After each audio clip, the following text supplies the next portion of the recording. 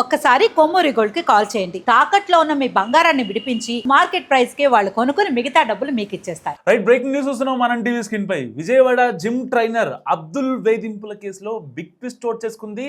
తన తప్పేం లేదంటూ వీడియో రిలీజ్ చేశాడు జిమ్ ట్రైనర్ అబ్దుల్.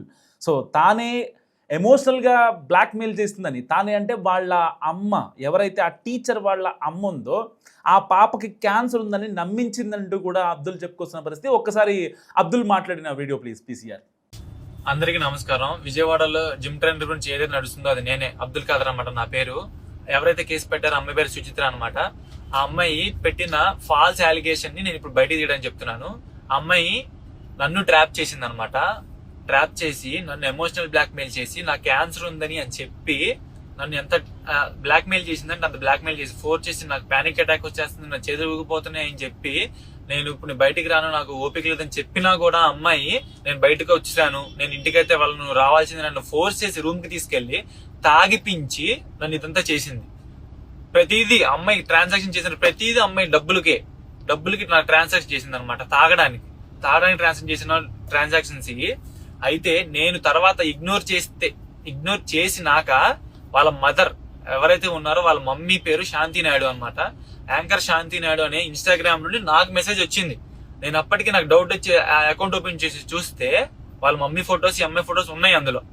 ఉంటే చెప్పండి అండి అని మాట్లాడితే ఆవిడ ఏమనిందంటే, ఇది చెప్పడానికి కొంచెం బాధగా ఉన్నా, నువ్వు అర్థం చేసుకో బాబు, మా అమ్మాయి క్యాన్సర్ ఉంది, మా అమ్మాయి చచ్చిపోతుంది, మా అమ్మాయి ఫీలింగ్స్ వస్తున్నాయని చెప్పి కొంచెం నువ్వు హెల్ప్ చేయ బాబు, తనకి రూమ్ కన్నా వెళ్ళు లేదా ఇంటికన్నా వెళ్ళు అని చెప్పి నా దగ్గర పక్కా ప్రూఫ్స్ ఉన్నాయి నా దగ్గర.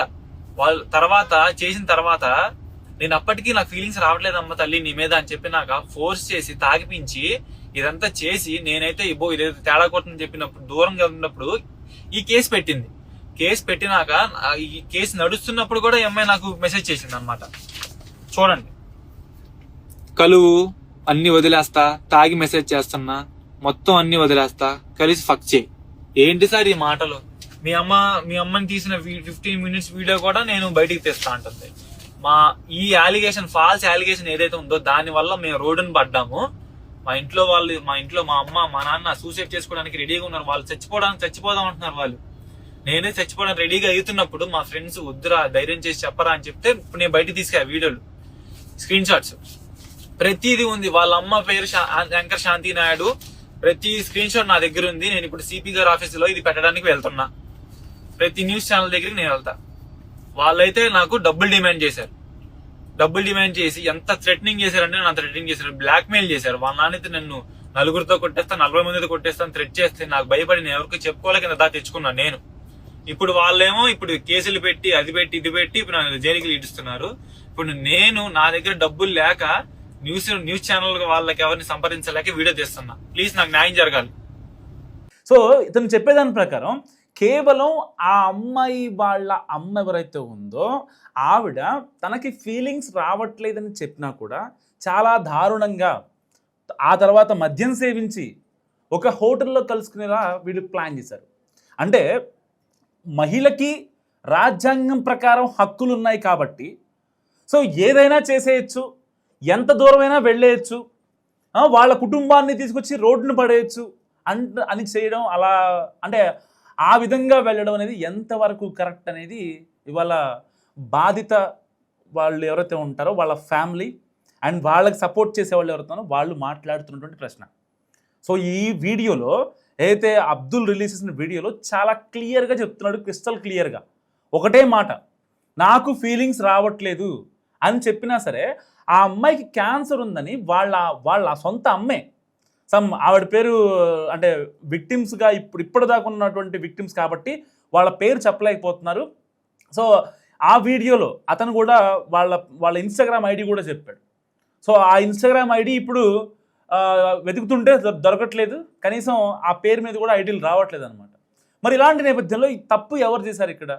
ఈవెన్ వాళ్ళ అమ్మ ఏదైతే ఆ జిమ్ ట్రైనర్ వేధించాడని చెప్పే ఆ అమ్మాయి వాళ్ళ అమ్మ నాన్న వీళ్ళందరినీ చాలా ఇబ్బంది పెట్టేస్తున్నారంట. లిటరల్గా రోడ్డుకు లాగేశారు వీళ్ళు. దీనికి మళ్ళీ లవ్ జిహాద్ అని పేరు రాయటం, ఇట్లా వేధించాడు, సోషల్ మీడియాలో పరిచయం అయిన తర్వాత అది ప్రేమగా మారింది, అని చెప్పి మాట్లాడటం. లేదంటే కనుక ఆవిడ కొంచెం లావుగా ఉంటుంది కాబట్టి జిమ్కి వస్తే ఆవిడ సన్నపడద్ది, సో రేపొద్దున మంచి పెళ్లి చేయొచ్చు అని చెప్పి ఇతనే చెప్పాడంట, ఈ అబ్దులే చెప్పాడంట. దానికి సంబంధించిన కొన్ని ఏదైతే వాళ్ళ దగ్గర ఉన్నటువంటి వీడియోస్తోనో ఇతను బ్లాక్మెయిల్ చేసినట్టు, ఎప్పుడైతే ఆ హోటల్ రూమ్కి తీసుకెళ్ళిన తర్వాత ఆ అఘాయిత్యం జరిగిన తర్వాత వాళ్ళ అకౌంట్లో ఉన్నటువంటి డబ్బుల్ని ఆ మత్తుమంది ఇచ్చి ఆ అమ్మాయికి ప్రోటీన్ మిల్క్ షేక్ లాంటిది ఒకటి ఇచ్చి దాంట్లో మత్తుమంది కలిపి ఇతనే చేశాడని చెప్పి ఒక పెద్ద స్క్రిప్ట్ తయారు చేశారు వాళ్ళు. సో అంటే ఇక్కడ ఎవరిని కూడా ఉద్దేశించి మాట్లాడేది కాదు. ఆల్రెడీ ఇతని దగ్గర సాలిడ్ ప్రూఫ్స్ చూపిస్తున్నాడు, సాలిడ్గా ఉన్న ఎవిడెన్సెస్. వాళ్ళే టెంప్ట్ చేశారు, వాళ్ళే కొన్ని అసభ్య పదజాలంతో వాళ్ళు చాట్ చేయడం జరిగింది. ఇంత చేసి ఇతను వద్దు అనుకునే టైంలో ఎలా మాట్లాడతారు? అప్పుడు వెళ్ళి వచ్చి కేసు పెట్టడం నిజంగా ఎంతవరకు కరెక్ట్? ఐఫోన్ అడగలేదా? ఇతను డబ్బులు అడగలేదా? ఒక జిమ్ ట్రైనర్తో నిజంగా మీరు కనుక అక్కడ వెళ్ళి లావు తగ్గడమో లేకపోతే బరువు పెరగడమో టమ్మీ లాస్ అవ్వడమో ఇంకోటి చేసి ఉంటే అది అందరూ హర్షించేవాళ్ళు. అతన్ని కావాలని అతనికి మద్యం సేవించి ఫీలింగ్స్ రావట్లేదన్నా సరే, మరి ట్యాబ్లెట్ వేసారో పోవడం ఇంకేం మరి మనకు తెలియదు ఇంకా మధ్యలో ఏం జరిగింది.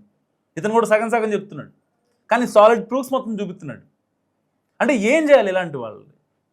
కేవలం సమాజం అండ్ రాజ్యాంగం కేసు పెట్టే ఒక ఇది ఉంది కాబట్టి మహిళా విక్టిమ్ కార్డుతో డైరెక్ట్గా వెళ్ళిపోయి కేసులు పెట్టడం నిజంగా ఎంతవరకు కరెక్ట్ అని చెప్పుకోవాలి. ఇలాంటి ఎన్ని ఘటనలు చూడలేదు మనం. రీసెంట్గా ఐపీఎస్ స్టోరీ చూడలేదా? ఉదయ్ కృష్ణారెడ్డి సేమ్ ఇష్యూ కదా, దాంట్లో కూడా సేమ్ ఇష్యూ. కలిశారు, తిరిగారు, మాట్లాడుకున్నారు, అంతా బాగానే ఉంది. కట్ చేస్తే అత్తాపూర్ పిఎస్లో కేసు. ఇక్కడ కూడా జిమ్ ట్రైనర్ విషయంలో కూడా ఆ అమ్మాయి ఒక టీచరు, ఒక ప్రైవేట్ స్కూల్లో టీచర్గా వర్క్ చేస్తుంది. సో ఇతను లేదమ్మా నువ్వు తగ్గిపోతావు, వెయిట్ మొత్తం లాస్ అయిపోతావు, నెక్స్ట్ లెవెల్లో ఉంటుంది, నువ్వు చూడడానికి బాగా కనిపిస్తావు అని చెప్పి ఇతను కావాలని వాళ్ళనే ప్రొవోక్ చేశాడని చెప్పి ఇలాంటి ట్విస్టులు దీంట్లో. అంటే సమాజం ఎడిపోతుంది అసలు. కేవలం చట్టాలు మీ వైపు చాలా లాయల్గా ఉంటాయి కాబట్టి ఎలాగైనా సరే వాళ్ళని ఇరికించేసి అటు అయితే సెటిల్మెంటు లేదంటే కేసు. ఐఫోన్ అడిగారు, డబ్బులు అడిగారు, ఏం మాట్లాడలేదు వీడు, సో అందుకే వెంటనే కేసు పెట్టేశారు. నిజంగా అంటే ఒక విక్టిమ్ కార్డు ప్లే చేయడం ఇంకా ఎన్నాళ్ళు? అసలు ఇబ్బంది పెట్టింది మీరు, వేధించింది మీరు, గొడవలు చేద్దాం అనుకుంది మీరు, కాన్స్పిరసీ చేసింది మీరు, కుట్ర చేసింది మీరు. మళ్ళీ పైపెచ్చు వాళ్ళని విక్టిమ్స్ అంటే, వాళ్ళని అక్యూజ్డ్ అంటే ఒక బాధితుడిని నిందితుడు అని అనటం ఎంతవరకు కరెక్ట్? ఎట్టి పరిస్థితుల్లో అసలు ఇలాంటి వాటిని టాలరేట్ చేయడానికి లేదు. ఇప్పటిదాకా సత్యనారాయణపురం పోలీసులు కేవలం వాళ్ళ పాయింట్ ఆఫ్ వ్యూలో ఉన్నారు ఇప్పటిదాకా, వాస్తవం చెప్పాలండి. ఎప్పుడైతే ఈ gym trainer Abdul video release చేశాడో ఒక్కొక్కరికి మతిపోయింది. మరి ఎన్నాళ్ళు అడిగిపోయారు అంటే దానికి సంబంధించిన ఏదైతే వాట్సాప్ చాట్లు కావచ్చు అవన్నీ రిట్రై చేశాను. నాకు తెలియదు కదా వీళ్ళు ఎంత తెగిస్తారని చెప్పి, అందుకోసమే దానికి సంబంధించిన ప్రతి ప్రూఫ్ నా దగ్గర ఉందని చెప్పి మాట్లాడుతున్నాడు. నిజంగా ఇలాంటి ధోరణి కరెక్ట్ అంటారా? ఒక జిమ్ ట్రైనర్ అనే కాదు, రేపొద్దున ఇంకొకళ్ళు, రేపు ఇంకొకళ్ళు, ఎల్లుండి ఇంకొకళ్ళు. ఇప్పుడు ఆల్రెడీ ఐపీఎస్ ఎవరైతే ఉదయకృష్ణారెడ్డి లిటరల్లీ ఎంత నరకయాతన అనుభవిస్తున్నారంటే అంత నరకయాతన అనుభవిస్తున్నాడు. అతను ఒక కానిస్టేబుల్ నుంచి వాళ్ళ అమ్మమ్మ గారు ఎవరైతే ఉన్నారో ఆవిడ కూరగాయలు అమ్మి చదివించిన డబ్బుతో అతను కానిస్టేబుల్ అయ్యి తన మనసుకి భంగం కలిగింది, తన క్యారెక్టర్ని ఇచ్చేశారని చెప్పి ఒకే ఒక్క రీజన్తో ఆ కానిస్టేబుల్ పోస్ట్ కూడా తృణప్రాయంగా పక్కన పెట్టేసి దాని తర్వాత బయటకు వచ్చి చేశాడనమాట. కట్ చేస్తే ఐపీఎస్. అలాంటి అతని వాళ్ళ కేసుల్లో కోర్టుల్లో అతనే ఒక అక్యూజ్డ్గా వెళ్ళి స్టేట్మెంట్ ఇవ్వాల్సిన సిచ్యువేషన్ ఏర్పడింది. కట్ చేస్తే హాస్పిటల్లో ఉన్నాడు, ఎస్ఆర్ఆర్ హాస్పిటల్. అంటే ఇంతలాగా ఎందుకు మగవాళ్ళని టార్చర్ చేయాలి? దేనికోసం? అసలు ఒక సొంత తల్లి కూతురికి క్యాన్సర్ అని చెప్పి నా కూతురితో పడుకో, కొంచెం ఆవిడకి ఆ రిలీఫ్ ఇవ్వు అని చెప్పి మాట్లాడటం నిజంగా ఎంతవరకు కరెక్ట్? ఒక్కసారి ఆలోచించండి. అసలు ఒక తల్లి తన నవమాసాలు మోసి కని పెంచి ఒక మంచి అయ్యే చేతిలో పెట్టాలి, వాళ్ళు ఒక మంచి కెరీర్ ఉండాలి, వాళ్ళకంటూ జాబ్ ఉండాలి, వెనకాల 4-5 రకాల భూమి ఉండాలి, హైదరాబాద్లో ఇల్లు ఉండాలి, లేదంటే విజయవాడలో భూమి ఉండాలి. ఇది ఇలాగే కదా మన వాళ్ళు ఆలోచించేది, 2 తెలుగు రాష్ట్రాల ప్రజలు. ఇంతకన్నా ఎక్కువ ఏం ఆలోచిస్తారు? వాళ్ళు బాగుంటే చాలనుకుంటాం. అలాంటిది ఆ అమ్మాయిని ఇలాంటి పనికి రెచ్చగొట్టి ఇన్ఫ్లుయెన్స్ చేసి చివరికి ఏం సాధించింది? ఇప్పుడు ఇది అయిపోయింది. అతన్ని అబ్దుల్ని రోడ్డు మీదకి లాగేశారు, బాగానే ఉంది. రేపొద్దున పరిస్థితి ఏంటి? రేపొద్దున మీ పేర్లు కనుక ఏదైతే అబ్దుల్ చెప్పాడో ఆ ఇన్ఫర్మేషన్ పట్టుకొని ఆ విజయవాడ మొత్తం ఎంత సర్క్యులేట్ అయిపోయింది అనుకోండి, మీ చుట్టాలు తెలిసిపోయింది అనుకోండి, కనీసం మీ అమ్మాయి పెళ్ళి అవుద్దా? ఒక్క నిమిషం ఆలోచించగలిగారా? నేను కేసు పెట్టొద్దని అనట్లా, కేసు పెట్టాలి. ఒక ఆడపిల్ల నన్ను లైంగికంగా వేధించాడు, నాతో చాలా క్రూయల్గా బిహేవ్ చేశాడు, నాకు నా మనోభావాలు దెబ్బతిని అంటే కేసు పెట్టొచ్చు ఆబ్వియస్లీ. కానీ మీ సైడ్ తప్పు ఉంటే ఎలా పెడతారు కేసు? నాకు అది అర్థం కావట్లేదు. ఒక తల్లే నా కూతురుతో ఉండు, టైం స్పెండ్ చేయని చెప్తుందంటే అలాంటి సమయంలో కేసు ఎలా పెడతారు అసలు? మళ్ళీ మీరు కేసు పెట్టి వాళ్ళని రోడ్డును పెట్టి పడేయటం ఎంతవరకు కరెక్ట్? వాళ్ళ అమ్మ, వాళ్ళ నాన్న, అబ్దుల్ వాళ్ళ అమ్మ నాన్న నరక యాతన అనుభవిస్తున్నారు.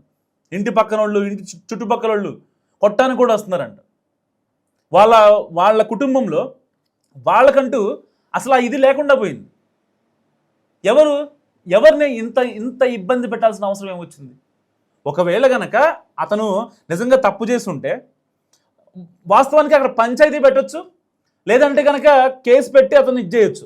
సరే, ఒక ఆడపిల్ల రాజ్యాంగ ప్రకారం కేసు పెట్టింది కాబట్టి వెంటనే 24 అవర్స్లో ఎఫ్ఐఆర్ చేయాలి, దానికి సంబంధించిన కాన్సిక్వెన్స్ ఉంటాయి. లేదంటే కనుక సరే, దాని తప్పు కాదంటలేదు. కానీ తర్వాత మీరు మునిగిపోతారని మీకు గుర్తులేదా? ఒక ఆడపిల్లకి నిజంగా ఇబ్బంది అయింది, తర్వాత ఎలాంటి కాన్సిక్వెన్స్ ఫేస్ చేయదు అనే ఒక 100% హోప్తో మాత్రమే వాళ్ళు స్టేషన్కి వెళ్తే బెటర్. తప్పు వీళ్ళదుండి మళ్ళీ రేపొద్దున కనుక కేసులు తారుమారైతే మీకు ఎలాంటి పరిస్థితి ఉంటుందంటే, అంటే నేను ఇక్కడ ఏ మహిళల్ని బెదిరించట్లేదు, ఎవరిని కించపరచాలని నా ఉద్దేశం కాదు. చాలామందికి చట్టాలలో లొసుగులు తెలియకుండా వెళ్తారు. చాలామంది మా లాయర్ చూసుకుంటారు, లేకపోతే ఇంకోళ్ళు చూసుకుంటారు, వీళ్ళు చాలా పెద్ద క్రిమినల్ లాయర్, వీళ్ళు వాదిస్తారు. లాయర్లు ఉన్నదే వాదించడానికి, వాదిస్తారు కూడా, వాదించాలి. లేదంటే చాలామంది బయట తిరగరు, చాలామంది లోపల కటకటాలకి ఊసలు లెక్క పెడతా ఉంటారు చాలామంది ఆ లాయర్లు లేకపోతే. చాలామంది పొలిటీషియన్స్ కావచ్చు, సామాన్యులు కావచ్చు, చిన్న చిన్నగా రాజకీయ నాయకులు కావచ్చు, కొన్ని వేల మంది స్టేషన్లో లాకప్లో ఉండాలి, లేకపోతే జైళ్ళని నిండిపోతాయి ఈ లాయర్లు లేకపోతే. సో ఇక ఎంతవరకు మాకు ఇదే జరిగింది, కానీ మీరు చేసింది పక్కన పెట్టేసుకొని మీకు జరిగిన అన్యాయాన్ని చూపిస్తానంటే రేపొద్దున కోర్టు ఎలా ఒప్పుకుంటుంది? ఒక కాయిన్కి 2 వైపులా చూసేదే కదా కోర్టు అంటే. అక్కడ బాధితుడు ఇంపార్టెంటే, నిందితుడు ఇంపార్టెంటే కోర్టుకి.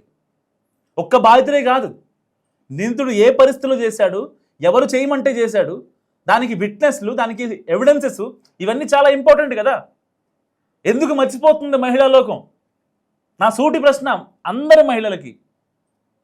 మీరు ఇబ్బంది పెట్టుకుంటూ మీరే మీ స్వలాభం కోసం లేకపోతే మీ ఫేమ్ల కోసమో ఎందుకు బయటకు వచ్చి మాట్లాడాల్సిన అవసరం వస్తుంది? ఎందుకు కేసులు పెట్టి ఇంత దారుణంగా ఇచ్చేయాల్సి వస్తుంది? మీరేమనుకుంటున్నారో మస్తు కామెంట్ చేయండి.